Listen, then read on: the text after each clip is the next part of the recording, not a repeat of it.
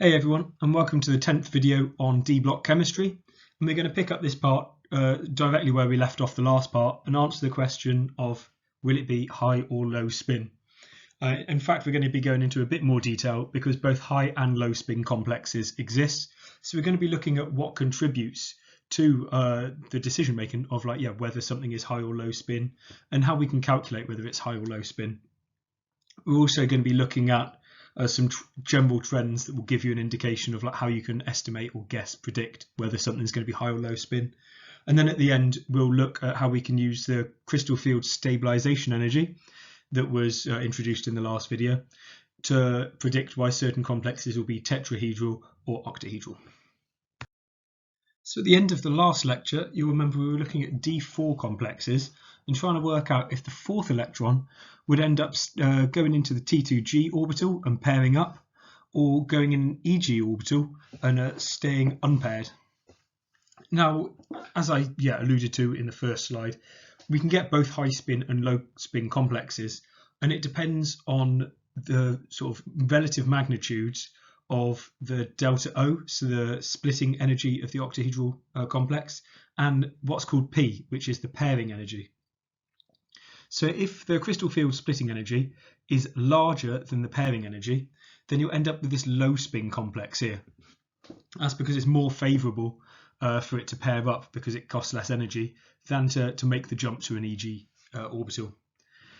On the other hand, if the splitting energy is less than the pairing energy, the fourth electron will go into the EG orbital. We'll end up with a high spin complex. And this is for the opposite reason. Then it actually just takes less energy to jump up to these higher energy orbitals than it takes to pair up an electron. And in both of these cases, we can work out the crystal field stabilization energy again by looking at the number of electrons times either the stabilization energy or the destabilization.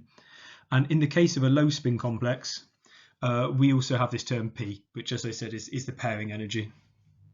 There's also a quick 2-minute video down here, again, the author of the textbook explaining high and low spin and crystal field stabilization energy. So at the end of the last video and the beginning of this one, we've looked at D1, 2, 3 and 4 octahedral complexes in detail to get introduced. But now let's look at all of the D configurations from 1 to 9 in octahedral complexes. And then also at the end, we'll look at tetrahedral complexes as well. So for D1, 2 and 3, like we saw last time, but also D8 and 9 that I've highlighted down the bottom, there's only one possible electron configuration.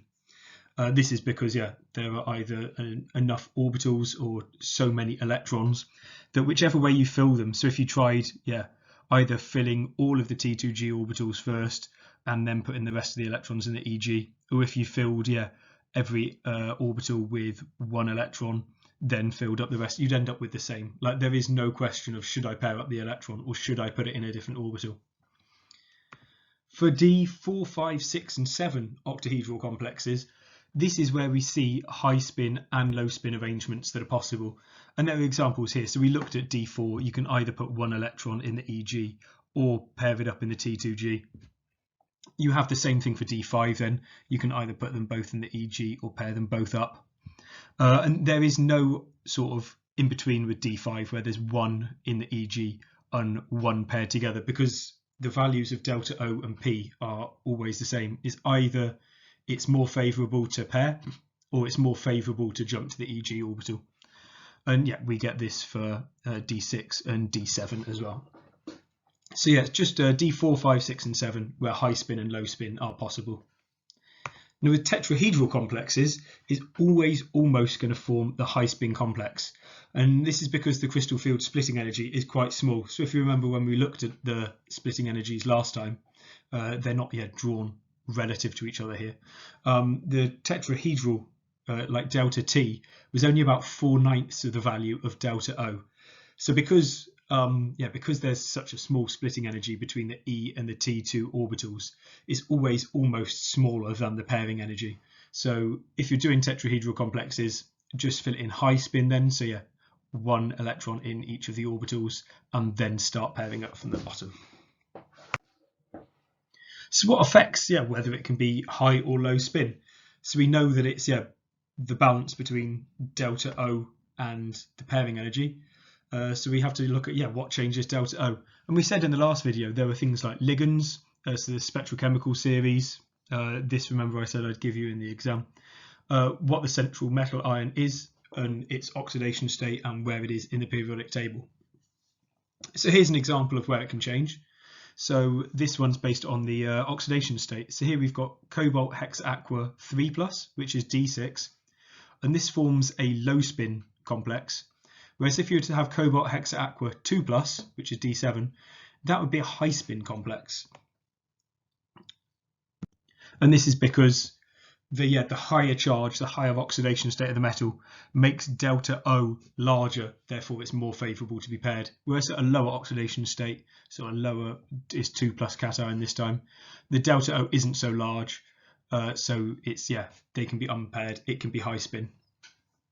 Also, second and third row metals are likely to be low spin, and again this is just because the second and third row metals have a larger delta O, so it's more favourable to pair them, more favourable to be low spin. And here's an example of that. So if you look at group 8, ruthenium, which is, we'll start with iron, which is at the top of group 8. Iron hexaqua 2+, is a high spin complex, whereas if you go to ruthenium hexaqua 2+, and this is one below iron in the periodic table, this is a low spin complex, and it's just because as we've gone down to the second row of the transition metal, the octahedral crystal field splitting energy has increased, so it's more favourable to be low spin then. So these are also shown in the last video as well when we first looked at the crystal field splitting. Let's look then at an example of how we can actually put numbers into it and show that it's more energetically favourable to be a high spin or low spin, like work out which of the spins it prefers. So the example is chromium hexaqua 2+ ion, and it's a D4 octahedral complex. So we know we've got the choice of having high spin here, where we've got one electron up in the EG orbital, or the low spin, where we've got a paired up orbital in the T2G orbitals. We've also got information down here that from spectroscopic measurements, we actually now have a value of delta O. And it's important to know, as we said in the last slide, delta O changes and depends on loads of things like the ligand, the oxidation state, which metal it is. So this is a specific value to this example. So spectroscopic measurements have shown that in this complex ion, delta O is 170 kilojoules per mole, and that the pairing energy for Cr2+ is 245 kilojoules per mole. So now we can see, we can put those numbers into our equations and work out which one is more favourable. So they're already taken from the book here. So you can work out the crystal field stabilization energy is the first step. So for the high spin, this just comes from which orbitals the electrons are in. So remember that this one is minus 0.4 and this one is plus 0.6 delta O. So then this value here, minus 0.6, just comes from 3 times minus 0.4, so we end up with minus 1.2 plus 0.6, so minus 0.6. Here it's just 4 times minus 0.4, and that's why it's minus 1.6 delta O. But in the low spin case, we have a pair of electrons, so you have to put plus P. Now you can just substitute the values of delta O and P into the stabilization energy sort of term that you've just calculated. So for high spin, it's just minus 0.6 times 170, and that gives us minus 102 kilojoules per mole. And then for the low spin, it's minus 1.6 times 170 plus the 245 kilojoules per mole of the pairing energy. And this leads to minus 27 kilojoules per mole. So then this one, the example here with the chromium hexaqua 2+ ion, forms a high spin complex. It's got the more negative value for crystal field stabilization energy. Therefore, it is more stable. So this will form the high spin complex. And if you want to do some more examples of this, there are 2 in the book in the worked example, and this is on page 1283 and 1286 respectively. And even the worked example boxes, is important to note, have actually got the answers in the back of the book most of the time as well.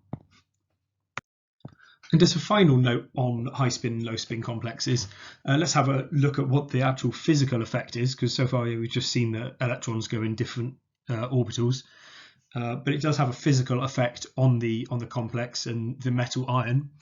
And this is that high spin ions are normally larger than low spin ions. So we got the example here of high spin ion 2+ and low spin ion 2+. So the high spin ion 2+ is 78 picometers, whereas a low spin ion 2+ cation is only 61 picometers. So this is quite a big difference. It's somewhere between 20 and 25%. And if we look at the electrons, where they are and how we define them, we can see why. So I'll just draw quickly the d orbitals for each of them. So we've got the T2G at the bottom and the EG at the top. And in the low spin, it's a T2G6, EG0, as you can see here. So that just means we've got 3 pairs of electrons in these lower energy orbitals. Whereas for the ion 2+ high spin configuration, we've got 4 in the T2G orbitals and 2 in the EG orbitals. So we've got 2 in those higher energy ones and 1 pair down in T2G. And if we remember how we defined, where we started from the crystal field splitting and why these orbitals are the way they are, is because of the fact that when you have the ligand approaching the metal, the T2, or the orbitals that contribute to the T2G, they're pointed directly, or the ligands are pointed directly in between the lobes, whereas the EG orbitals, and this is why they were stabilized, the EG orbitals point directly towards where the ligand's coming from, so there's going to be repulsion, and that's why the EG orbitals were higher in energy. This also has like a physical effect, obviously, as well. So in the low spin complex, we have no electrons in these EG orbitals, so the ligands there aren't being repelled. There's no like electron-electron repulsion.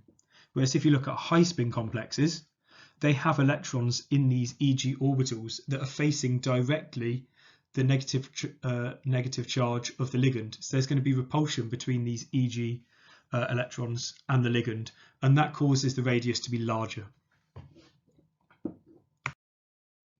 These final 2 slides I'm going to use to explore geometry and show how we can apply crystal field theory to work out whether a complex is going to be tetrahedral or octahedral. And I've got 2 examples which will help us do that. So on this slide, we're going to be looking at chromium-3 complexes and the fact that these are always octahedral, and we're going to be proving why. And then on the final slide, we're going to be looking at cobalt-2 complexes, and looking at why they can be both octahedral or tetrahedral. So the first thing we've got to see is chromium-3. The electronic structure of chromium-3 is that 3d3. It's got 3 d electrons. Now, if it's octahedral, it just means we have 3 T2G electrons, and this has a crystal field stabilization energy of minus 1.2 delta O. So remember, each of these electrons has a minus 0.4 delta O stabilization energy. If it's tetrahedral, it was the other way up, remember, and we've got E and T2 here. This time we're going to have 2 E electrons and 1 in the T2. And this time each of the E electrons has a stabilization of minus 0.6 delta T, and this one has a destabilization of plus 0.4. So it's these two make minus 1.2 plus 0.4, and you end up with this minus 0.8 delta T. Now we can compare these crystal field stabilization energies directly. So you remember that we said delta T is approximately 4/9 of delta O, so we can actually take it as an equals. So we can substitute delta T into delta O, and we can actually got comparable values then. So we said that it was minus 0.8 delta T. If we times this by 4/9, we end up getting an equivalent stabilization energy in terms of delta O of minus 0.36. Now, if we compare those stabilization energies, now that they are in the same units essentially, for the octahedral geometry, the stabilization energy is minus 1.2 delta O, whereas for the tetrahedral geometry, stabilization is only minus 0.36 delta O. and therefore the octahedral complexes are considerably more stable. The stabilization energy is a lot more negative, and therefore it's just a lot more stable for it to be octahedral, and that's why chromium-3 always takes this octahedral geometry. And likewise, we can do the same thing for chromium-2 complexes. So chromium-2 is D7, and by looking at the crystal field stabilization energy for a high-spin octahedral D7 complex, we can see that that's minus 0.8 delta O. If we work it out for the tetrahedral D7 complex, we get a value of minus 1.2 delta T. And if we do it exactly the same way as on the last slide, take delta T as being 4/9 of delta O, we can do the minus 1.2 times 4/9 to get a value in delta O. And that's, minus 0.53.